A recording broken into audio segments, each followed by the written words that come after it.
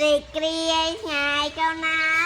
ការចំថ្ងៃអត់លុយបានត្រង់ទៅធ្វើមកស្អាតវីដេអូនេះតាំងពីថ្ងៃគប់កំណត់ប្តីថ្ងៃទី10 ខែ 4 ម៉េះប៉ុន្តែដោយសារតែខ្ញុំរវល់អត់មានពើកាត់ដល់ឥឡូវនេះទើបតែមានពើតនេមកកាត់វីដេអូហ្នឹងឲ្យតែគូកំណត់ប្តីនិយាយទៅមិនដាបានទិញនំខេកទិញអីឲ្យទេព្រោះនឹកឃើញថាចាស់ហើយទិញនំខេកទិញអីនាំតែអស់លុយទេយើងទុក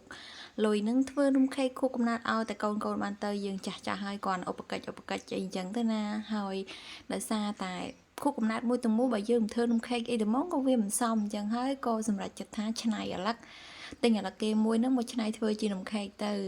ជារៀងរាល់ឆ្នាំខួបកំណើតប្តីគឺថាខ្ញុំមិនដាល់ចេះភ្លេចទឹកប្តីរបស់ខ្ញុំទេខ្ញុំតែងតែចាំខួបកំណើតគាត់ហើយខ្ញុំតែងតែធ្វើឲ្យគាត់ថាយើងមិនបានទៅធ្វើអីធំដុំមាននំខេកមានអីទេគឺខ្ញុំតែងតែទិញផ្លែឈើនំនែកអីដើម្បីធ្វើជានំខេកសម្រាប់ថ្ងៃខួបកំណើតរបស់គាត់អីចឹងលក្ខណៈថាយើងធ្វើសាមញ្ញតិចតួចប៉ុន្តែក៏វាក្តីសុខណាស់ដែរដូចរូបនេះអញ្ចឹងគឺថានំខេករបស់យើងគឺបានរួចរាល់ហើយនិយាយទៅមិនជាអ្នកស្អាតទេបងប្អូនព្រោះខ្ញុំក៏មិនជាអ្នកចេះធ្វើ